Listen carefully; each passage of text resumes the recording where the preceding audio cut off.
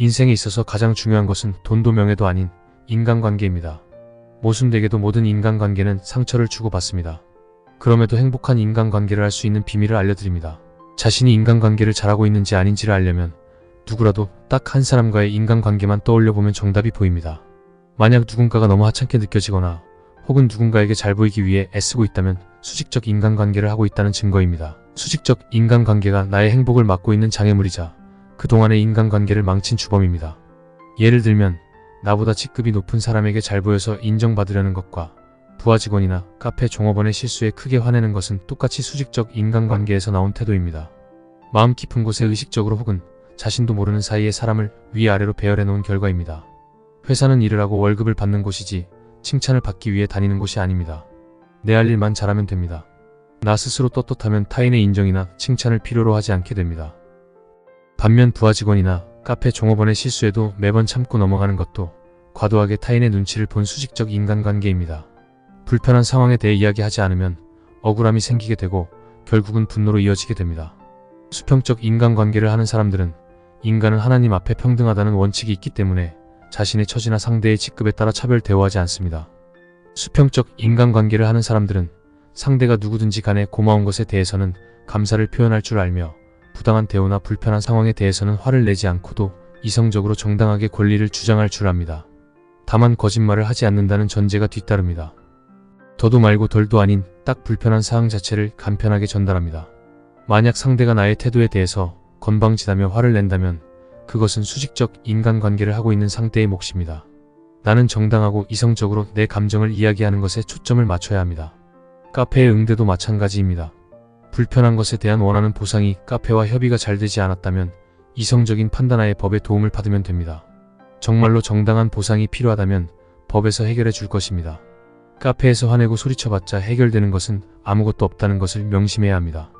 특히 좋은 이야기가 아닐 때는 의식을 많이 사용하여 조금 더 이성적으로 친절하게 말할 필요가 있습니다. 수평적 인간관계는 사회생활에서만 적용되는 것이 아닙니다. 친구 간에도 한쪽으로 힘이 기울었다면 더 이상 친구 관계라고 볼 수 없습니다.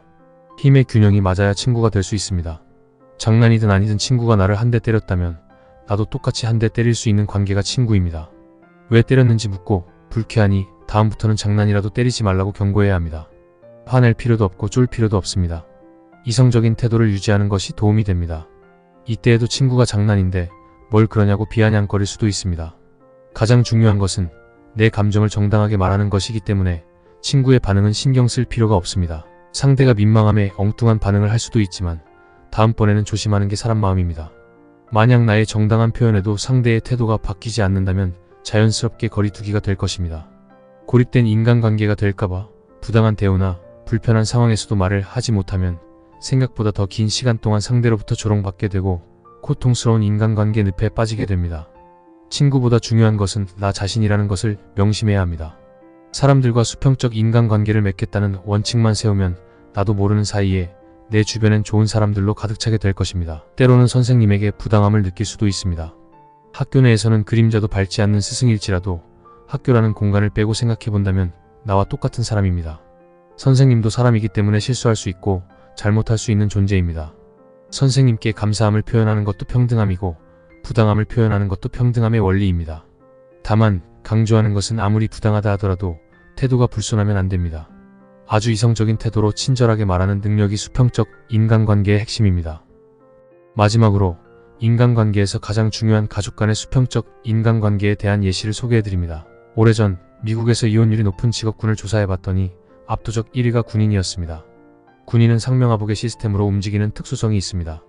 군대 조직에서 자연스럽게 습득된 수직적 인간관계가 가정에 고스란히 적용된 나쁜 사례였습니다.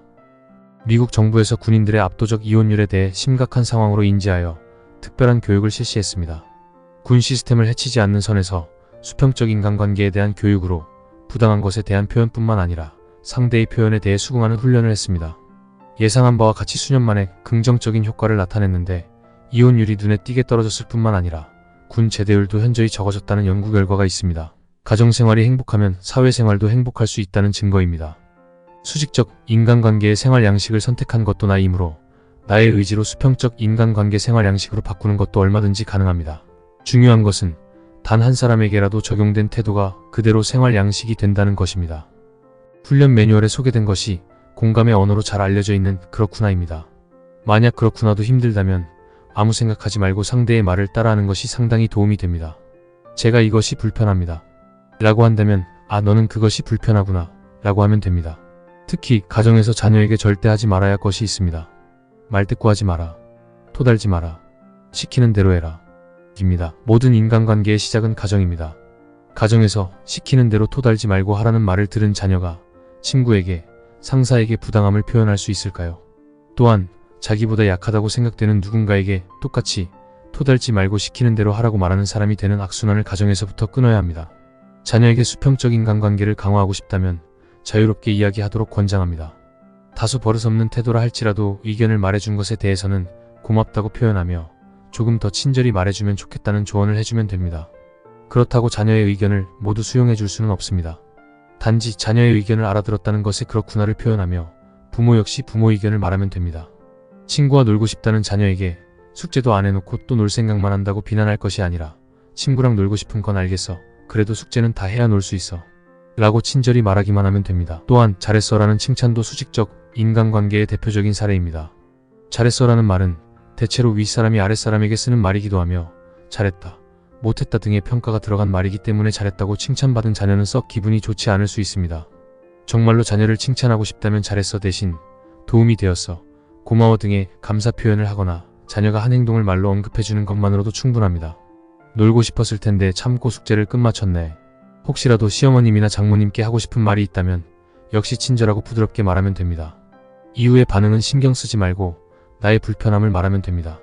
참는다고 해서 사이가 좋아지는 것도 아니기 때문에 말을 하는 것을 권장하는 것입니다. 이렇게 하면 억울하고 분해서 배우자에게 하소연하고 불평하다가 싸울 일도 없고 고부나 장서 갈등 때문에 이혼까지 가는 일은 없게 됩니다.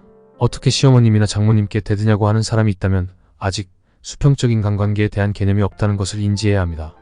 대드는 것이 아니라 화내지 않고 부드럽게 불편한 것을 말하는 것입니다.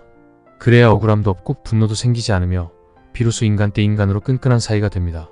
상대가 누구일지라도 나를 낮추고 숙이는 태도는 올바른 관계를 만들어 나갈 수 없습니다. 가장 먼저 내가 나를 존중해야 상대를 존중하는 마음이 듭니다. 이것이 수평적 인간관계의 핵심입니다. 연인과 데이트 중에 음식점이나 카페 종업원에게 하대하는 것을 목격했다면 하늘이 준 기회라 생각하고 마음이 아프지만 이별을 선택하는 것을 권장합니다. 한때 모 대기업에서는 면접 프로젝트의 일환으로 청소부 아주머니께 인사를 하지 않은 면접자들을 가장 먼저 탈락시킨 사례도 있었습니다. 단 한 사람에게라도 수직적 인간관계를 한다면 조직사회에서는 물론 가정에서 배우자와 자녀에게 강자로 군림하고자 할 것이며 뜻대로 되지 않을 때에는 폭언과 폭력도 서슴지 않을 것이라는 것을 명심해야 합니다. 수평적 인간관계일 때 이 세상이 얼마나 행복한지 느끼시는 하루가 되시기를 바라며 영상 제작에 큰 도움이 되는 구독과 좋아요 부탁드립니다. 감사합니다.